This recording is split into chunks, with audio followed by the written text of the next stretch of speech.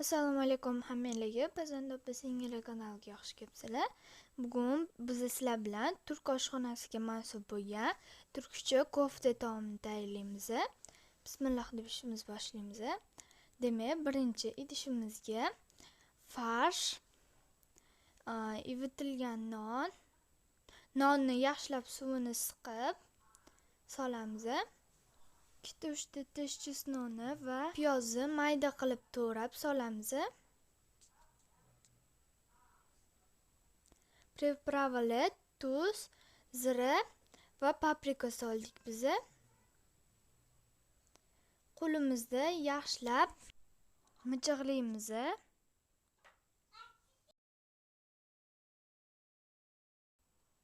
Va kotletlarimiz yoyilib ketmasligi uchun mana shunaqa qilib 1-2 marta urib olamiz.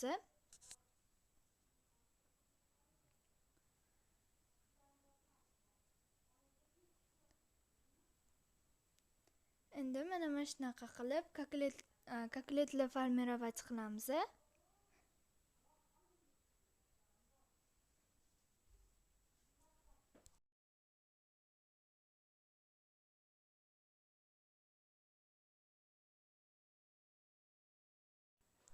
Endi quruq tavaga yog' solib, kotletlarimizni qovurishni boshlaymiz.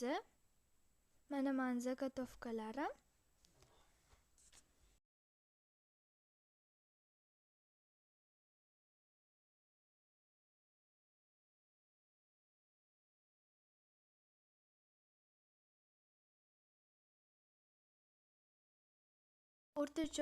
O'rtacha olovda 10-15 minut atroflarida pishadi.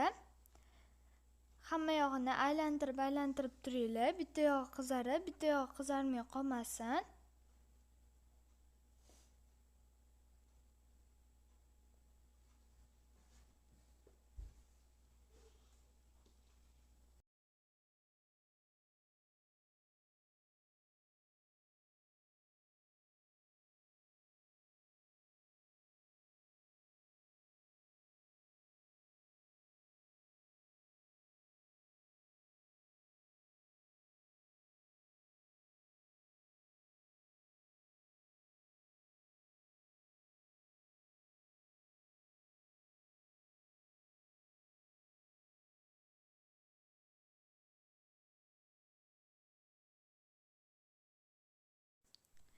Mana tayyor qovurilgan kotletlarimizni listga joylaymiz.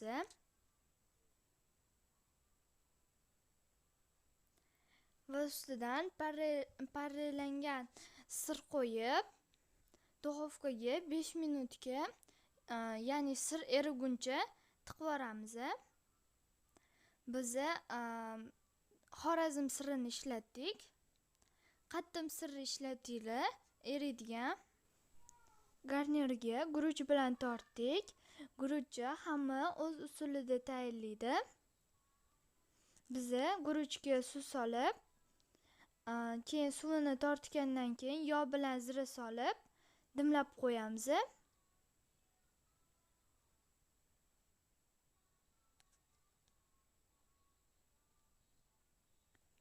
O'zingizlar xohishingizga ko'ra bezatinglar.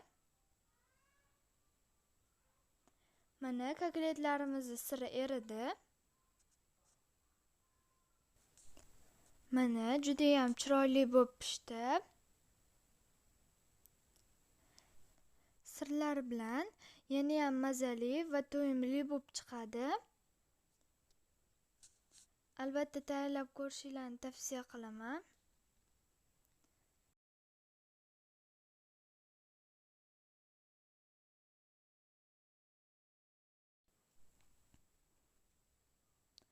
Mana kotletlarning orasi ham juda ham sochni bo'lib chiqadi. Hammalarga yoqimli ishtaha. E'tiboringiz uchun rahmat.